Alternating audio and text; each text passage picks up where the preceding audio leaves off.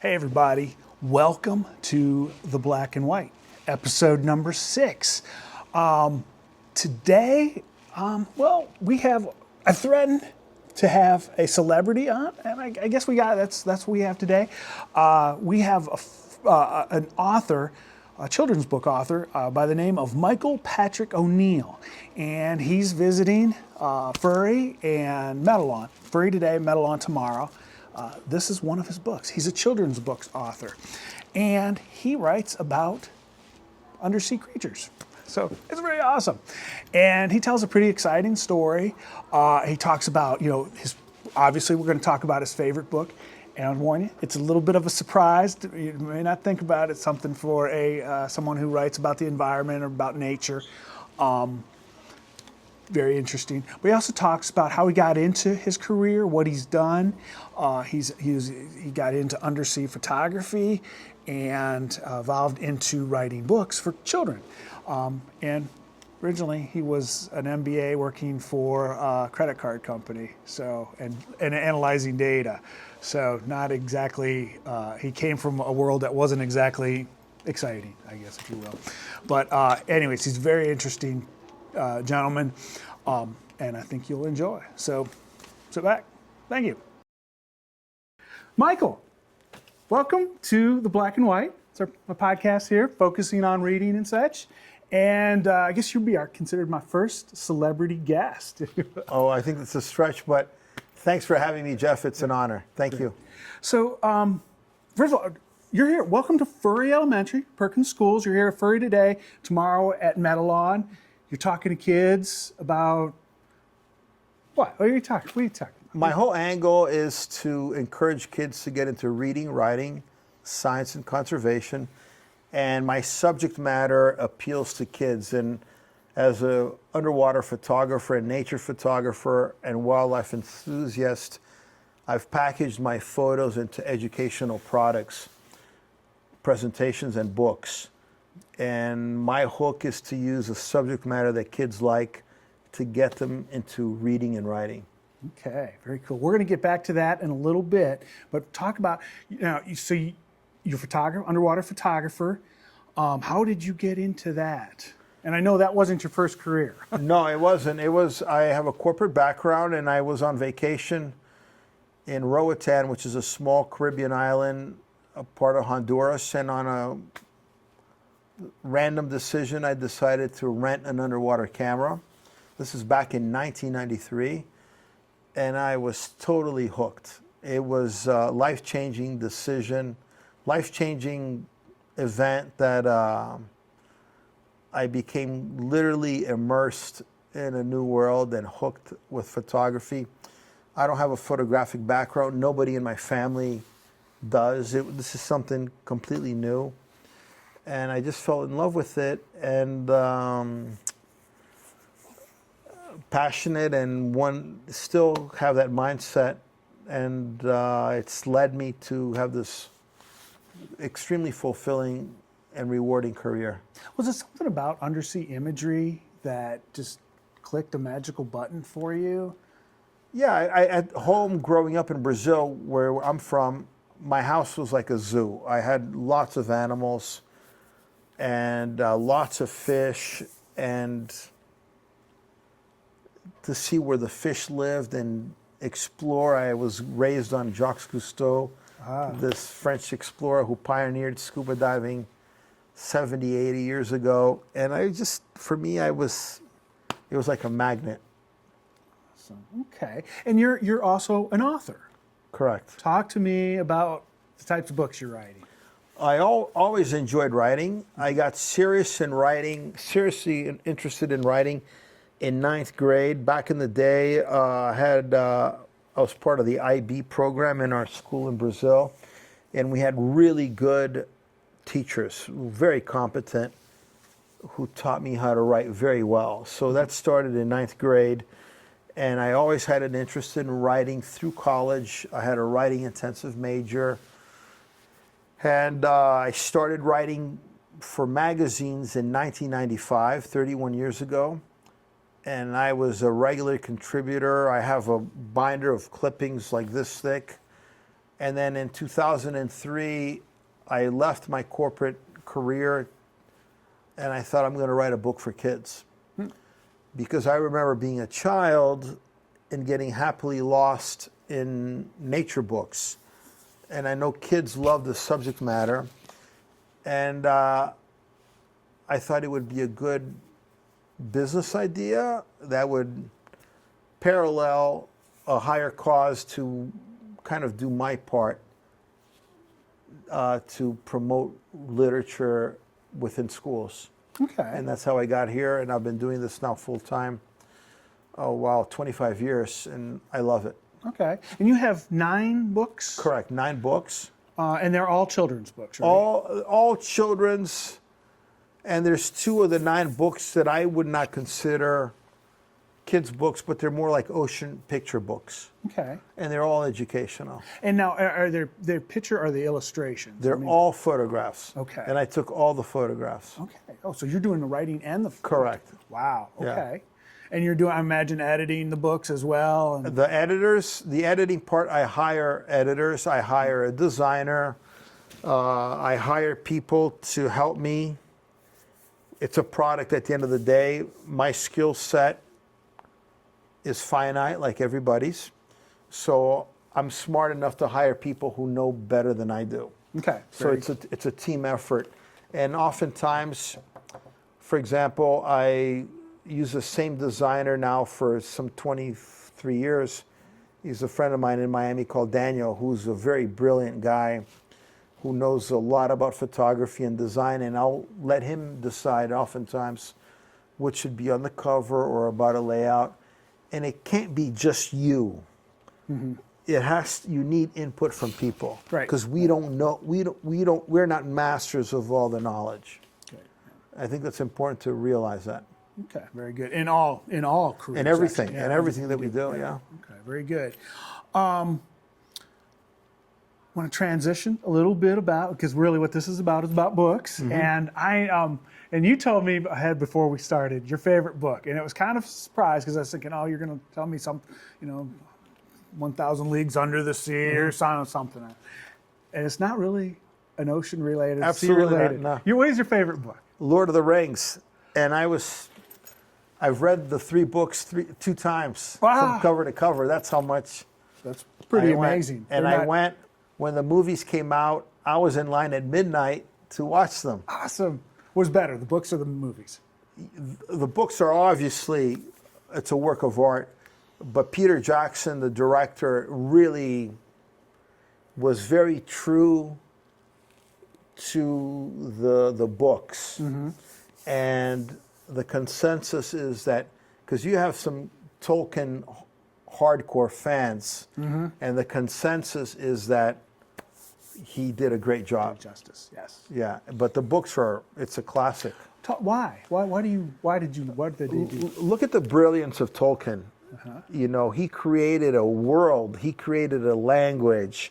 There are strong parallels from his experience in war, World War I. There's a lot of Christian values in the books, the struggle between evil and good. It's a history class, it's a master class in the full spectrum of human emotion. Okay. And it's a gift. That book, that trilogy, I think was ranked by Amazon as the greatest story of all time, or the greatest book.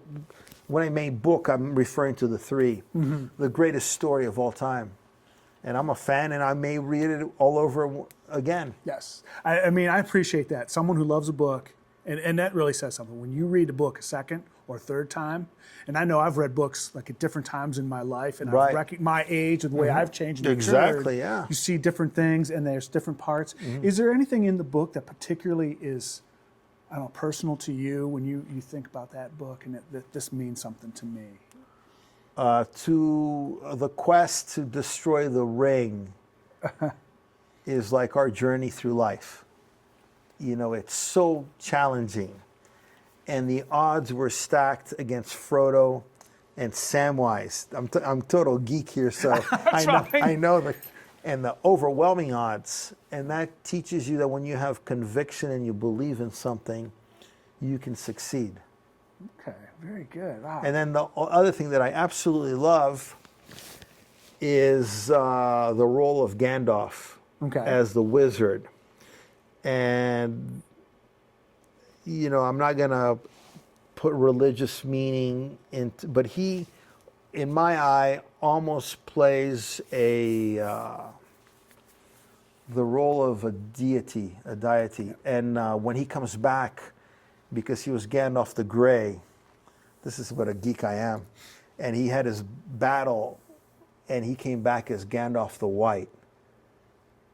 There are obvious religious parallels there, and it's just epic. It's really, really, to think about, this is the creation of a man who was, I think, an English professor, if I'm not mistaken, forgive me if I'm wrong, but just sheer genius. Wow. Okay. And I'm going to go back to sort of the question I had. But why, you know, as I said, I thought you'd tell me you had a sort of a marine science kind of book. Why is there, do you think that in any way, maybe is there a connection there with Lord of the Rings and marine science? Or? No, just my passion for knowledge. Okay. And I'm a very, very open-minded person. Okay. And I love to read. Okay. And I read about everything. Okay. So if I'm going to read fantasy, Lord of the Rings, or Jacques Cousteau, Seven Leagues, you know, I don't care. I want to learn. Okay. And I just recently read, there was I forgot his name, but Warren Buffett had a partner in Berkeley. His company. I'm now blanking out, but Walter Monk, maybe. Yep. He has famous quotes, and I follow him on Instagram. This gentleman has passed away, but he has a quote that says, "Smart people read 30 minutes a day." So I tell the kids, read at least 30 minutes a day. I don't care what you read, but read something. Yeah. Yeah.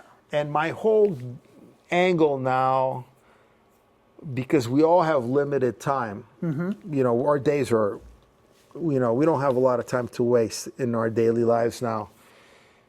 If I'm reading something, I want to learn something.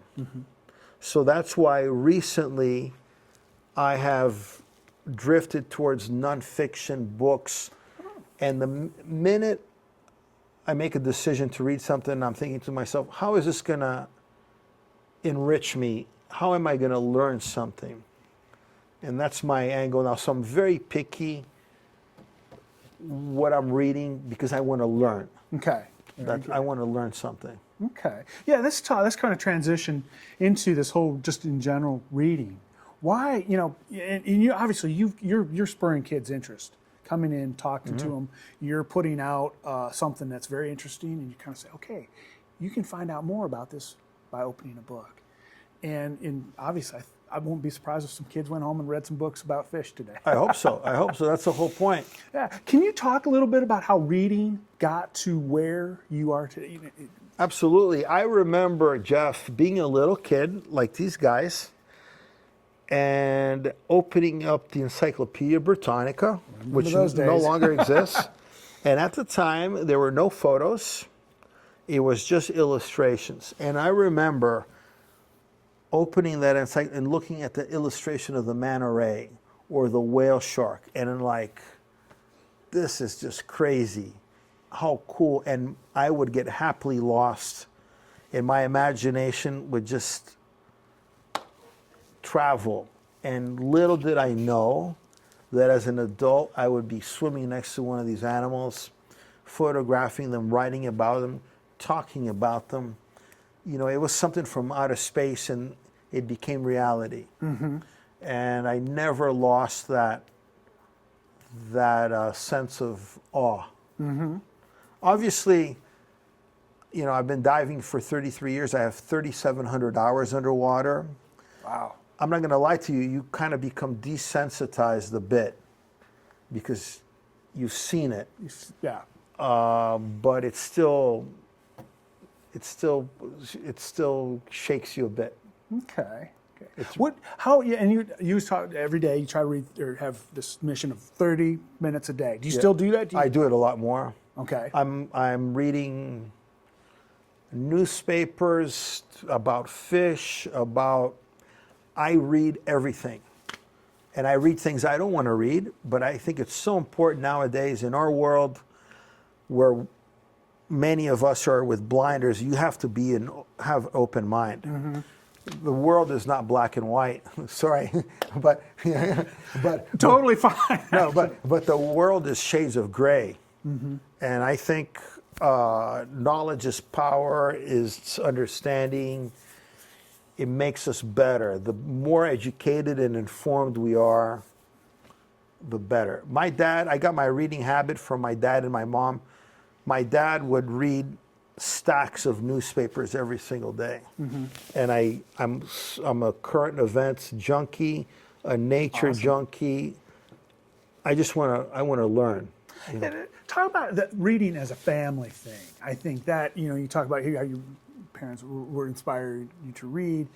And I think that's something today that a lot of parents, hand a phone off to their kids or an iPad here, and we have, unlike when we were kids, mm-hmm. Kids today have gadgets, electronic gadgets, which is a distraction. Yeah, it'll turn your brain into jelly. Yeah. How do we get that back to getting,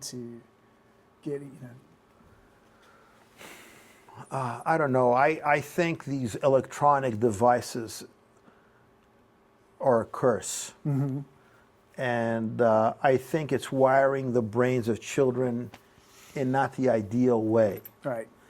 And we were talking this morning, there's a backlash in some school districts, and they're even removing these Chromebooks from these kids. They're going back to pen and paper. There's an article yesterday from Princeton University where they're going to put proctors back in exam rooms. Wow. Because of the concern with cheating. With AI now, more kids are getting A's than ever before. Why? You don't have to be Einstein to know that there's a lot of cheating going on. Yeah. Who are we raising? And I'm talking about society. Yeah. Who wants a doctor who cheated his way through college or medical school, or a lawyer, or So, I'm old school. I think you can't deny a child his or her phone or her iPad or whatever. Yeah. But you need discipline. Right. And okay, you want to play, you're going to have an hour, but you're going to read an hour. Yeah. And you're going to read a book. You're not going to play these things on the phone. I do think, it's so, and just over the years, I've got to the point where reading is that it's a downtime for me. And it's entertainment. It's time where and when I start reading, mm-hmm. I start thinking about things. And that connection to prose makes, it goes straight to my brain. And there's, it's like getting that. Whereas gadgets, I don't know, it's not the same. It's a waste. And also, what I enjoy about reading is appreciating the skill of the writer. Yes. Like I tell you, I'm a good writer, but I'm not a great writer. I hope one day to get to but some people really, really are gifted. Mm-hmm. And I read this stuff and I'm like, wow. Well, and it's funny, you say you're not a great writer, because I would argue that you are a great writer. Thanks. Because you know your audience. Mm-hmm. And your audience are the little ones. And when you see the crowd of kids and they're seeing that, they're connecting with you. Mm-hmm. And now there's some times where they start jabbering. That's normal. But man, they're focused on you. And you put that picture of the big great white shark or the sea turtle and you start talking about it. You're connecting with them. It's fun. And that's the hook. Yeah. And I know that's the secret sauce. Yeah. They're going to like the subject matter, and then they're going to learn something. Very good. Thank you so much for taking some time today. All right. I know you have to walk around the school and visit with some kids and see the classrooms and all.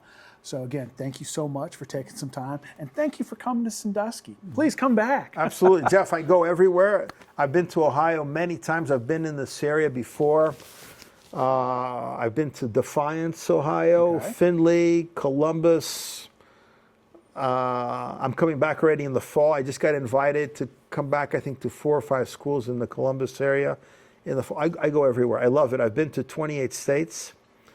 I've been as far away as Fairbanks, Alaska, presenting. Some. So the more the better. Yeah. Very good. Awesome. Thank you so much. My pleasure. Thanks so much. Thanks for having me. Okay. Okay, everybody. Hey, thanks for joining. Hopefully you found it as interesting as I did. I think Mr. O'Neill is a very interesting guy. I hope the book, his favorite book, maybe caught you by a little bit of a surprise. I remember reading those books as a kid. The Lord of the Rings is not a light read, but definitely and a lot of intense reading there. So, anyways, hope you enjoyed. Come back next week. I have someone that I'm hoping is going to be equally as interesting and more of a local person. So, very good. Thank you so much.